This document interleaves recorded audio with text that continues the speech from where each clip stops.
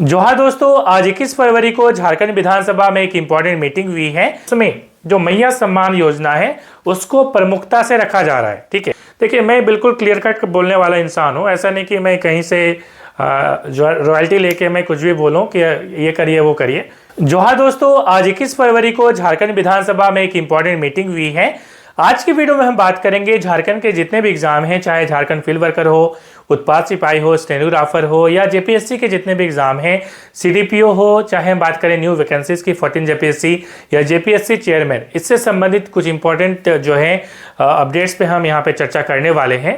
जैसा कि आपको मालूम है कि हमने ये उम्मीद जताई थी कि जो पिछला जो कैबिनेट मीटिंग हुआ है उसमें जेपीएससी चेयरमैन अपॉइंट हो जाएंगे, बट ऐसा हुआ नहीं। इसके पीछे कई सारे कारण हैं, ठीक है, जो मुझे लग रहा है।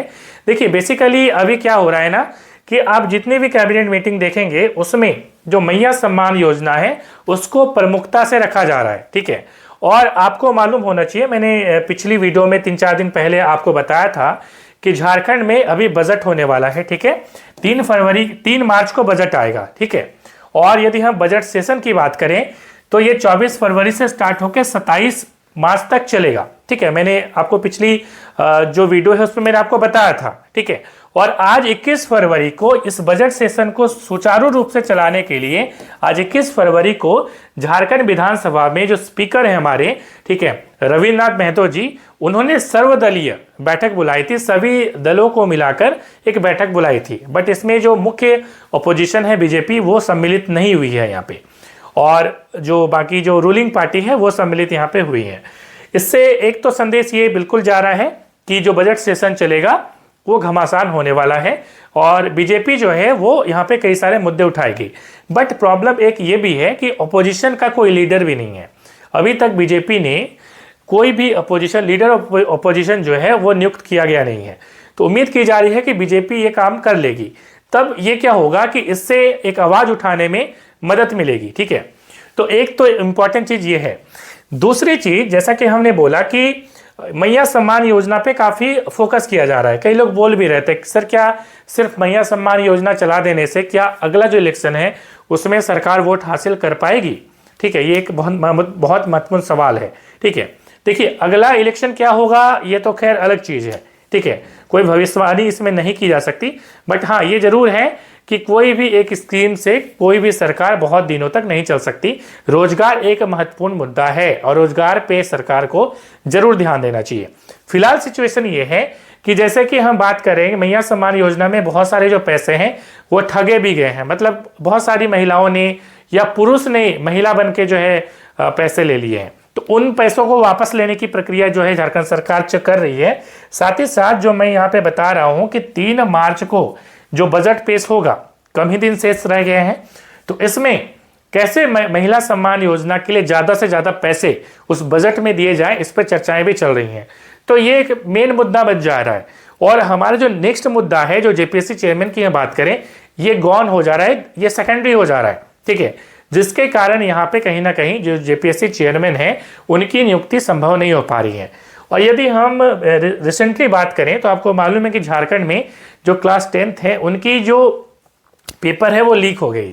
ठीक है, तो पेपर लीक हो गई। आपको मालूम है कि इसके पहले हमारे जो नटवा हांसदा जी, उनको जैक का चेयरमैन बनाया गया। तो आप समझ सकते हैं कि इसके पहले जो पेपर लीक की घटना, यदि हम क्लास 10th वगैरह की बात करें तो हमें देखने को नहीं मिलती थी। तो काफी महत्वपूर्ण हो जाता है कि झारखंड में पेपर लीक हो रही है, इस पे कैसे जो है रोका जाए इसको, और एक ऐसा चेयरमैन कैसे बनाया जाए कि झारखंड में जितने भी आगामी परीक्षाएं होंगी उन पे जो है पेपर लीक ना हो। ठीक है, ये एक महत्वपूर्ण जो है मुद्दा है। और एक बार जब आप चेयरमैन नियुक्त कर देते हैं तो उसको हटाना जो है वो संभव नहीं है। ठीक है, तो एक ये भी चीज है। बट जो मेन यहाँ पे मुद्दा है, बिल्कुल खुल के मैं बोलना चाहूंगा कि जो योजना है, बजट है, ये एक महत्वपूर्ण मुद्दा है भी फिलहाल। और ये होने के बाद आप देखेंगे जैसे ही अपोजिशन यहाँ पे आवाज उठाएगी, जो लीडर अपोजिशन जब नियुक्त करेगी तभी ऐसा हो पाएगा। उसके बाद आप देखेंगे कि 27 मार्च यहाँ पे जो बजट सेशन यहाँ पे लास्ट होने वाला है, उसके पहले ही उम्मीद की जा रही है कि जेपीएससी चेयरमैन नियुक्त जरूर हो जाएंगे। ठीक है, एक तो ये चीज आपको समझ में आ रहा है। दूसरी चीज कि सर क्या न्यू वैकेंसी का क्या होने वाला है? तो न्यू वैकेंसी में मैं बिल्कुल क्लियर कट कहना चाहूँगा, ठीक है। आप यदि हिस्ट्री उठा के देखेंगे तो इलेक्शन जो होता है ना, इलेक्शन के 1-2 साल के पहले ज़्यादा वैकेंसी आपको देखने को मिलता है, ठीक है। देखिए मैं बिल्कुल क्लियर कट बोलने वाला इंसान हूँ, ऐसा नहीं कि मैं कहीं से रॉयल्टी लेके मैं कुछ भी बोलूँ कि ये करिए वो करिए, बिल्कुल क्लियर बात है। अभी फिलहाल जो वैकेंसी आपको दिख रही है, जो फॉर्म आपने भरा हुआ है, जैसे हम बात करें उत्पाद सिपाही की, ठीक है, उत्पाद सिपाही की एग्ज़ाम जरूर इस साल होगी, इसमें तो कोई डाउट नहीं है। हाँ, एग्ज़ाम लगभग जो है अब मई के पहले उम्मीद कम जताई जा रही है, अप्रैल मई के पहले, अप्रैल मई के आसपास आप टारगेट बना के चले, चाहे उत्पाद सिपाही हो, चाहे झारखंड फील्ड वर्कर हो, ठीक है, या स्टेनोग्राफर हो, इसी के आसपास में है, उम्मीद है। पहली चीज़ तो ये आप जो है क्लियर करिए। दूसरी चीज़ यहाँ पे यदि न्यू वैकेंसी की बात करें तो न्यू वैकेंसी में यहाँ पे आपको जो एसआई का एग्ज़ाम है वो आपको देखने को मिल सकता है, इसकी पूरी संभावना है।